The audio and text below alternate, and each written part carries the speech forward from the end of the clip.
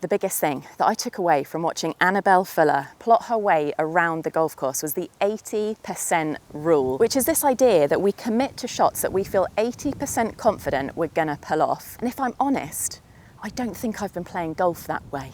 I've been sort of taking shots on or taking targets on, maybe like this one, for example. On this tee shot, it's a par 5. The landing zone for my driver is quite tight and my miss is always out to the right behind those trees, which means that it's really hard to go for the green in 2 anyway, but I still take driver, even though if I was to plot my way back a little bit and think about where I want to land the shot, where I would be 80% confident of landing the shot, then I wouldn't take driver. I'd take the club that I've got now, which is my 3 rescue. And so that's what I'm going to do today over 3 holes, a par 5, a par 4 and a par 3 like Annabell played. I'm going to use the 80% rule and see how it might change how I plot my way around and just have a bit of a play with it, a bit of an experiment. It's hefty wind today, so this is even more of a challenge on this tee shot, but I'm going to commit to the club choice, choose to get on in 3, fingers crossed, rather than try and welly anything and go for 2, and really go through that mindset of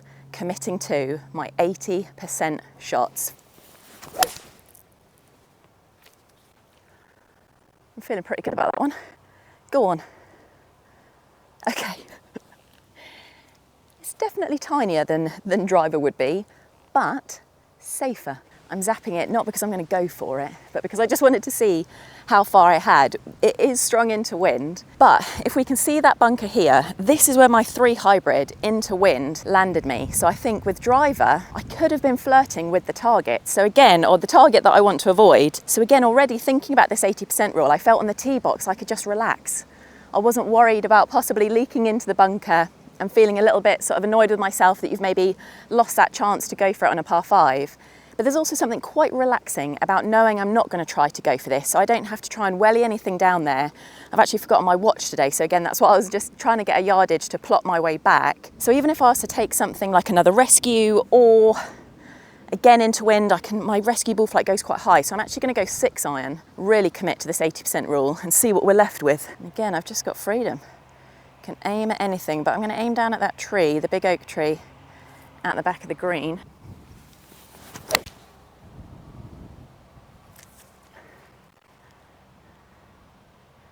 Bang on 100. Into wind, quite a lot into wind. So I'm going to say that's a club more. Again, thinking about this in terms of the 80% rule, it's not just about club choice and yardage. It's about target. This is how I'm starting to think of it. So again, if I just go middle of the green here, I feel 80%, if not more confident that I can hit that than if I try and go for the pin. Let's hope the wind doesn't drop as I have clubbed up here. I've accidentally gone for the pin. Be the number, don't be too long. Oh, a little bit long, but I'd take that. See, again, by going middle, I obviously accidentally, like a magnet, ended up going for the pin. That wasn't the plan, but it's got that margin for error. I'm liking this. So we are about a club extra there. Maybe we could have gone pitch and wedge rather than 9 iron. But I don't mind this. If I can just try and cozy this down. This was another tip from Annabell about downhill putts, is just pick your start line, pick a spot where you want to roll the putt to, and then let the green take it from there. So I'm actually going to aim at that leaf, which is quite helpful. I mean, I could be more specific about which leaf, but there's many.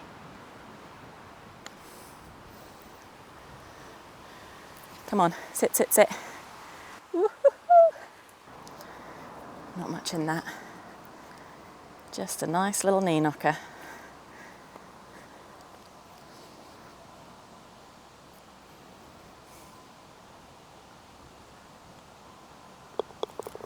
There we go. So we've got a par 4 now. And again, I'm just going to focus on less club choice here, more target, because the 80% rule, with the wind as it is, we've got wind with, the target here is I do not want to go left because that is the woods and possibly sheep. So I really want to try and focus more on aiming up the middle, knowing that the wind's going to take me a little bit out to the right, and that's okay, because if I do leak out to the right, I've still got a shot. Out the left, not so much. So with all that said, let's see what we can do.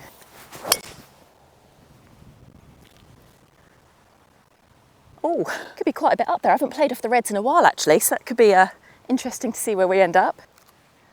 That is some strong wind with. We've got 128 yards to a front pin. So again, thinking about the 80% rule here and thinking about strategy, scoring strategy, it's a par 4.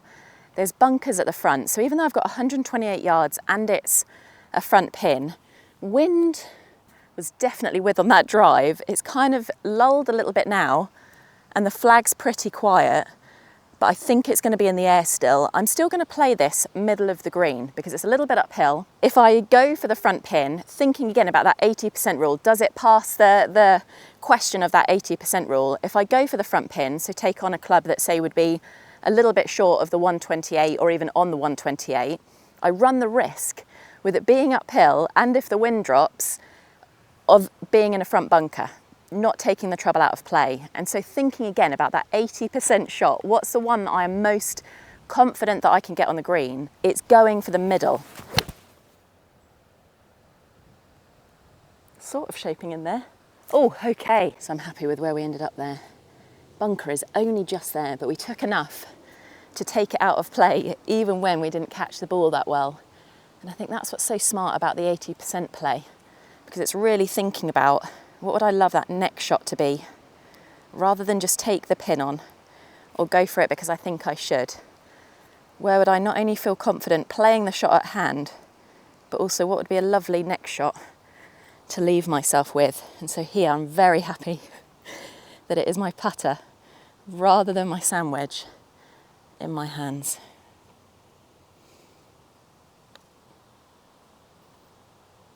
Go on. Can't tell you the number of times I have never birdied this hole, so that is quite lovely. So we have a par 3 now, off the yellows, 150 yards, back pin. Wind seems to have dropped, we're in a bit of a tunnel, so again my 80% rule here, I'm going to take a club that I know is going to cover the middle of the green on, or at least I hope it's going to cover the middle of the green on, that I feel committed to, rather than risk playing it short, which I've done before, thinking to myself, okay, well, it's a back pin and I don't want to go long. It's a little bit uphill. Wind is kind of pretty quiet. If anything, the flag looks like it's heading a little bit to the left, so I don't think it's with or against, it's more across at the moment. But again, I just want to take the trouble out of play is the plan, and that feels like the 80% club choice, but also 80% target. So I'm just going to go down the middle, aim to be on the green, hope for a 2-putt and move on.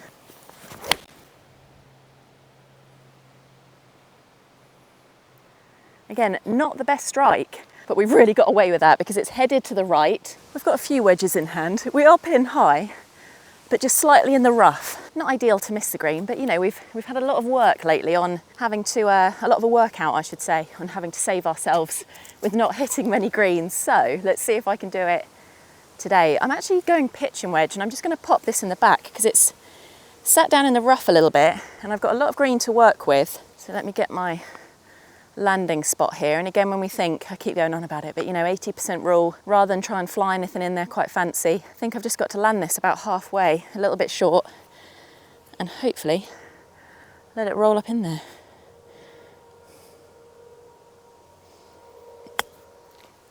Oh, I feel a bug on me then. Okay, not too bad. Pin high again. Quite a bit of meat on the old bone still, but we've got a chance. I'm not feeling too much in that.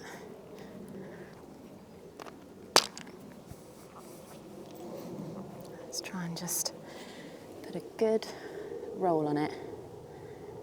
And again, I'm thinking to myself, which I shouldn't be over a par putt, but if we are going to miss greens, let's just try and stem it to a bogey at worst, rather than let it escalate on. But we've still got a chance at par here. So let's just put a positive roll on and see what we can do.